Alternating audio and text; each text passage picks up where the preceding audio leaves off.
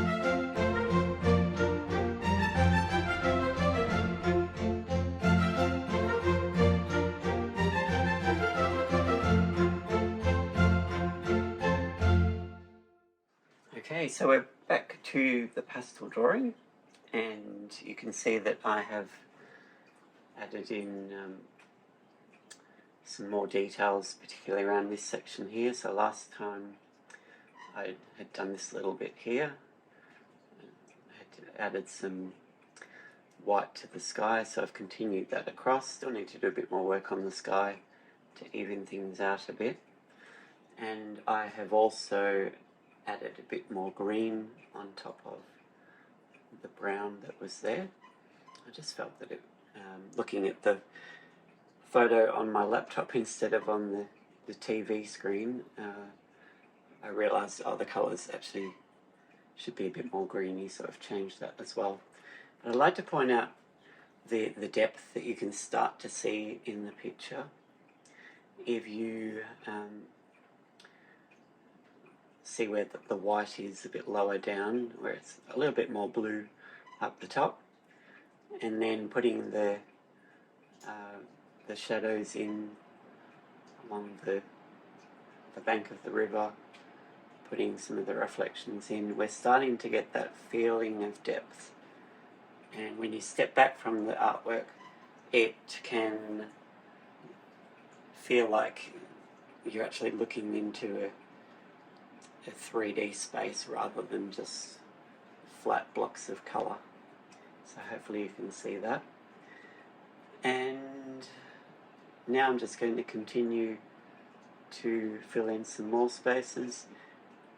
And I also was thinking last time I looked at this that currently it looks like maybe a bit more of a pond or something.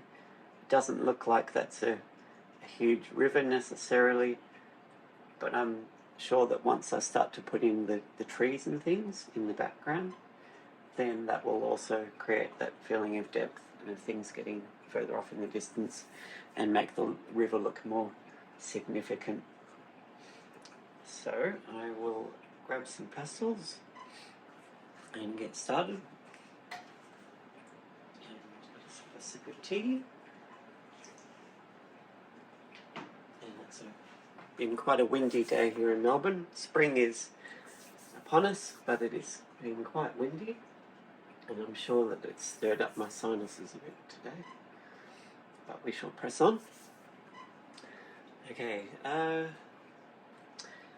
so I'm just going to move my laptop slightly forward so I can see a bit better and work out which part I'm going to work on now.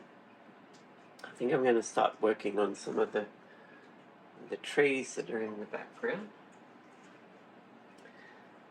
And it's a matter of looking at the photo for a while and just thinking, okay, what will my base colour be for the trees? And you could start off with a bunch of different things, but I think I will start off with a blue and work up from there, and just even a violet or something in between could work with that.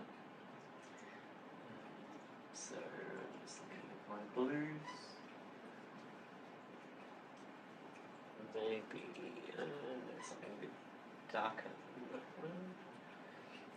one might be good. Okay, so I'm going to pop this blue in. It might not end up being the best one, but we'll give it a go.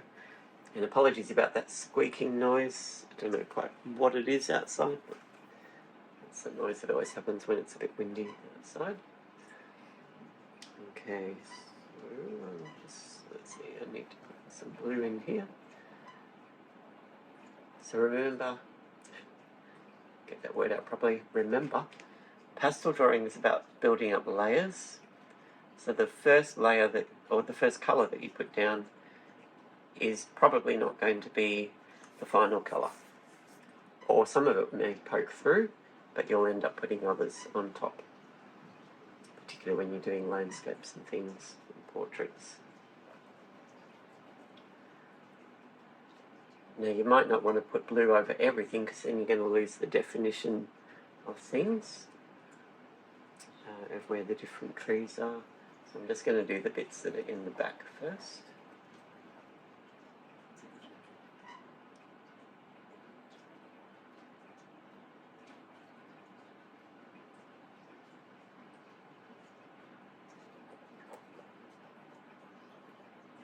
I'm trying not to press too hard, because the more pastel you have on there, the harder it gets to put fresh colour on top.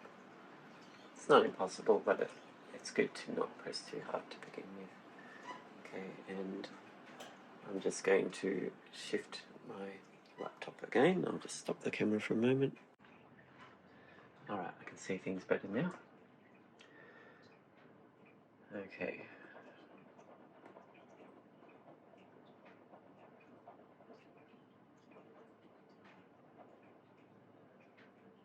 Now if I get things a little bit different to what they are in the photo, it doesn't matter.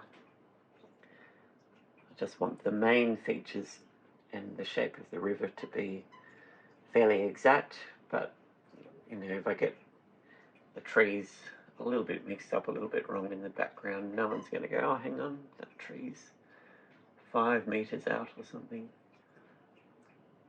Well, most people won't say that anyway.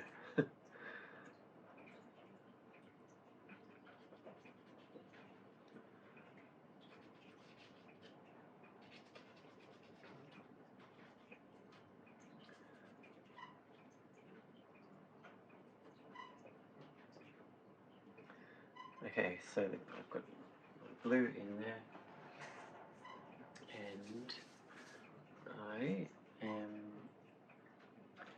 just going to stick my little finger in there because I forgot to bring my paper stump.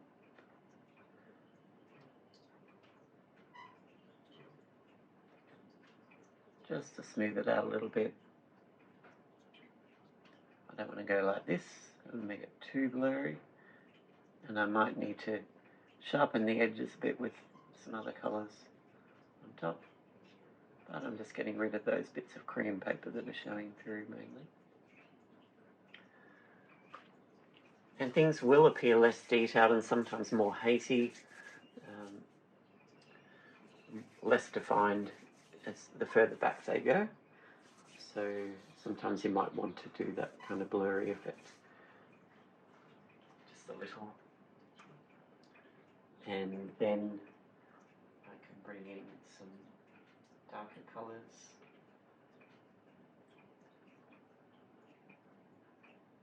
And the sun has disappeared. It was nice and vibrant in here before, so I'm having a bit more trouble trying to see my colours at the moment.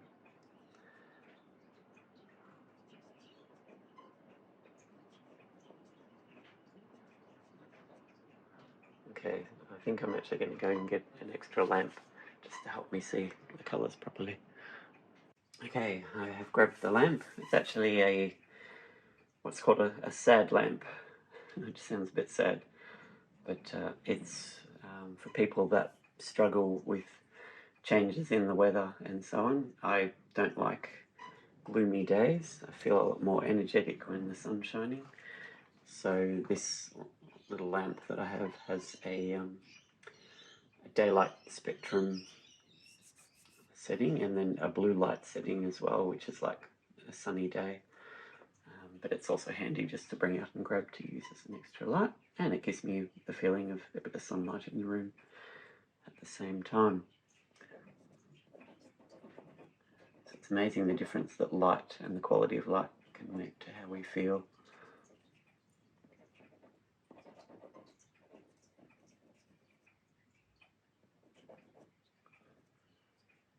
I think what I'm going to do is actually put in the base colour for each different tree and then start building up some more colours on top. And it doesn't matter too much what I put down for the base of each one. Part of it's just allowing me to distinguish between where the different ones are.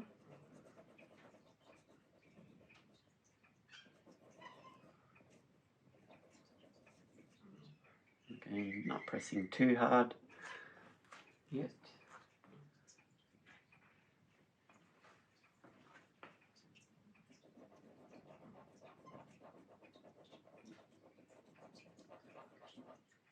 So at the moment we are blocking in small amounts of colour.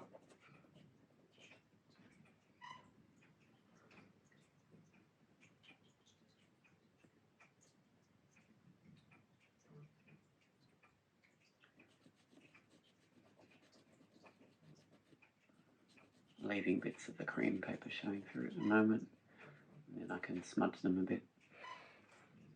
If I start to try and get rid of all of the cream bits with this first layer, then I can tend to put too much pastel on to begin with.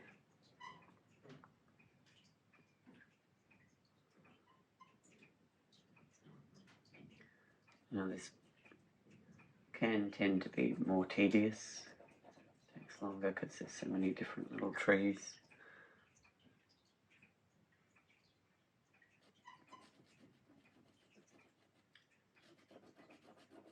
You can just go over some of the shapes if there's a broader area that looks fairly similar,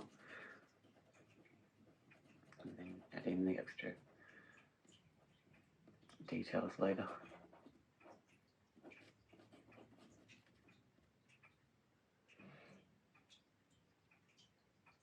And the trees that are closest to the river have similar shadows and colours to what's on the riverbank. So I need to, let's see, pop in some of this dark green. So here I'm actually I'm not going to put base colour over the whole thing yet. I could do a lighter green if I wanted to, but I think I'd rather put the darker bit down first.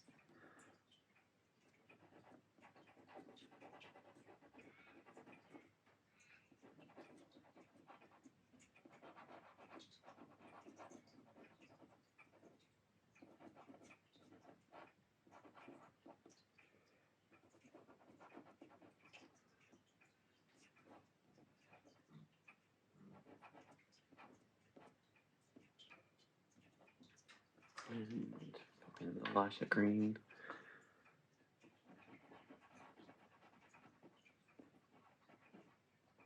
And then later on, if there's any more variations that I need to add in there, I can do that.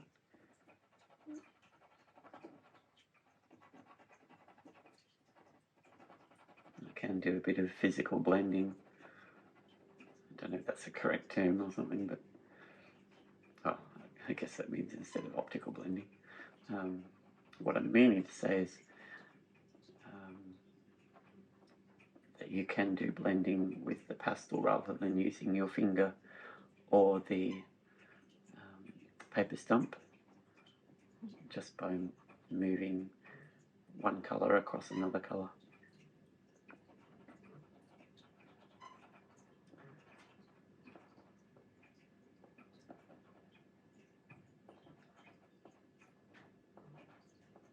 But it does mean the end of the pastel can get a bit more dirty and you might need to clean it a bit later. Alright, now that's not perfect, but that just is a start. That shows me where that clump of trees or bushes is going to go.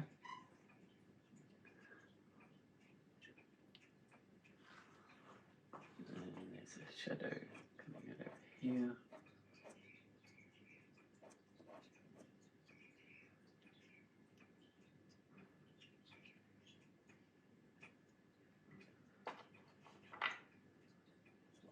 Slightly different green, and then the lighter green on top.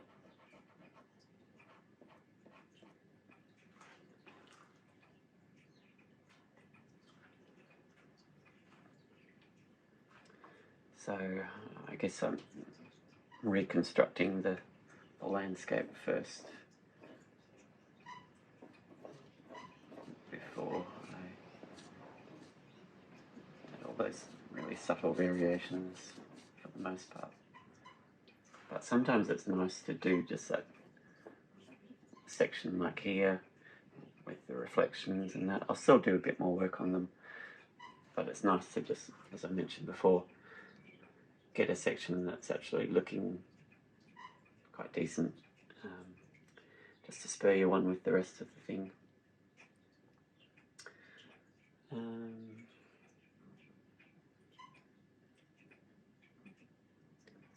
Okay, we've got another similar bush that has the darker shadows over here.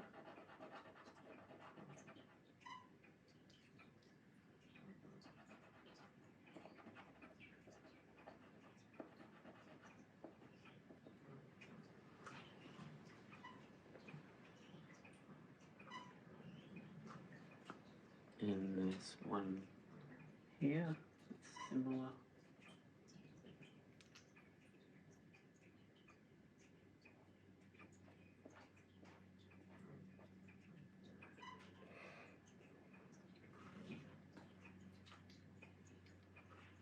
So I recommend just giving it a go for yourself and not stressing about whether the process that you use to lay down the colour is the correct way, whatever the correct way is. I certainly don't know exactly what it is. I think for each person it's a bit different. There are ways to do things more successfully, but you just want to experiment and see what works for you. And sometimes you might approach things differently. In one drawing you might approach it one way, next drawing you might approach it in a different way, and that's fine. Sometimes you just want to be intuitive and work where you feel like you want to, or there might just be a bit where you're really keen to focus on that bit, and then you can worry about the rest of it further down the track.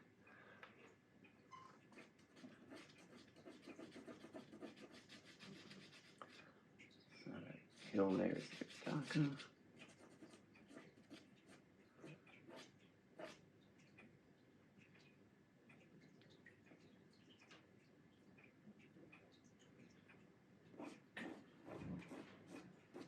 And on comes the heater.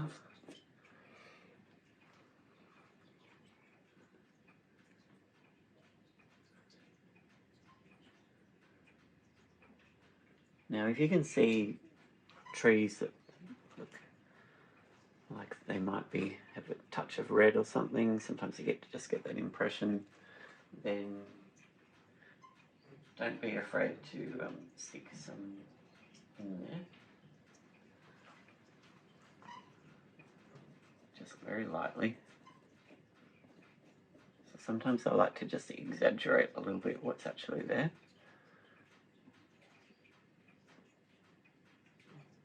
And then later on over the top of that I can bring in more of the natural colours that I actually see in the photo, just to tone it back a bit. I don't want to make it like a complete autumn scene when it's not, but at the same time it's nice to add a little bit of interest and vibrancy in there. So feel free to play around with different base colours and things as well.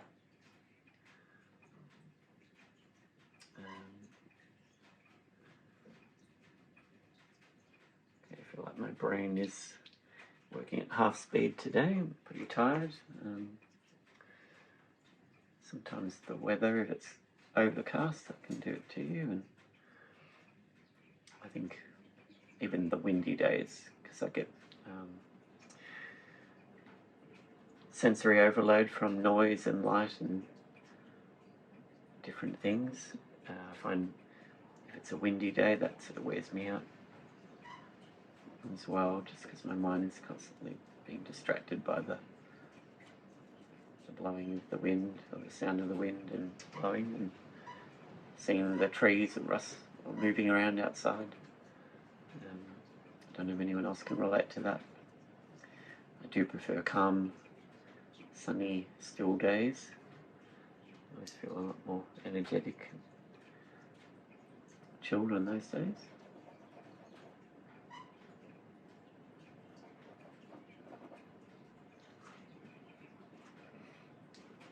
So anyway, apologies that I'm not speaking as much as I might normally.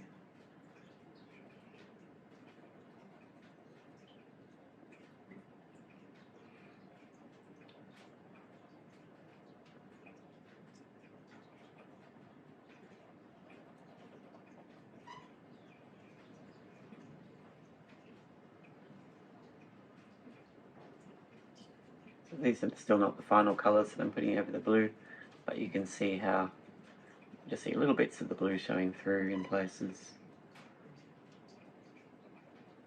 But we're starting to just look a bit more like what you'd expect to see in the distance there, by putting the green over the top.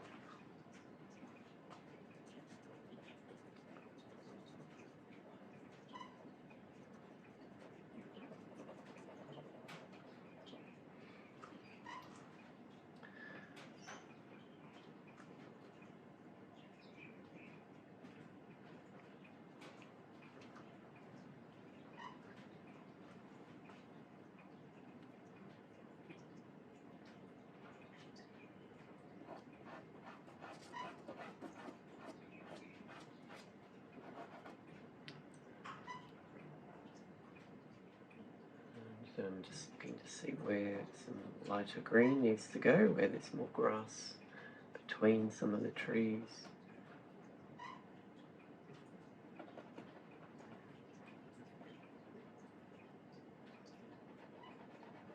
Sometimes you've just got to guess roughly where it will go. Fix it up a bit later if you need to.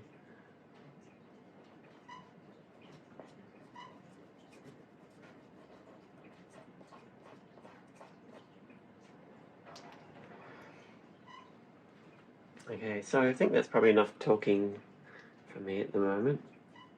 I'll just press on with doing what I've been doing, so putting down more base colours for the various sections, and then starting to put some other colours on top.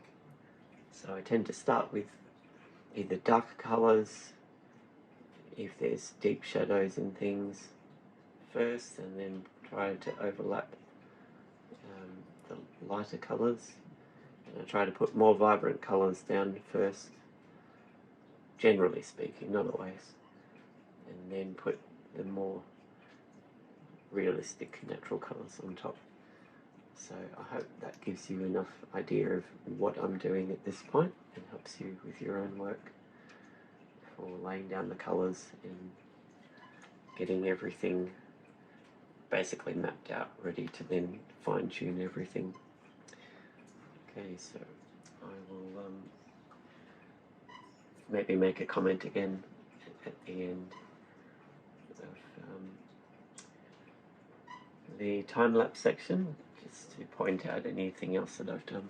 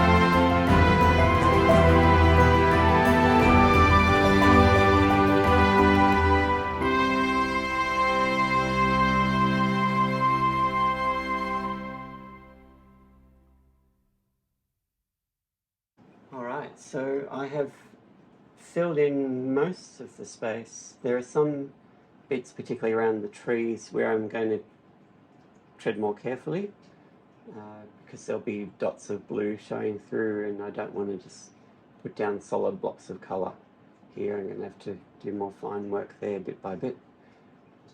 But you can see how things are coming together. So we've got our main base colours down in most places now. I can work out where roughly everything is going to be going and what colours I'll be using. And I've also smoothed out the sky a bit, just brought some blue down there as well. So from here, for the most part, apart from a few little patches where I can add a few more base colours, I'll be starting next time to add in a greater variety of colours and shapes and things, refining things and building up layers. So anyway, I hope you've enjoyed seeing a bit more progress on this, and hope that it encourages you with your own work. And yeah, if you enjoyed the video, please remember to click the like button and subscribe if you haven't already, and consider checking out my Zazzle store as well if you'd like to purchase any items with my artworks on. And you can see a link in the description box for my website and the Zazzle store and my Instagram account as well. And I will look forward to seeing you in the next video. Not sure if I'll do another video on the pastel drawing before I do something different, or whether I'll continue doing the pastel drawing in the next video. But anyway, stay tuned for whatever comes next. Thanks.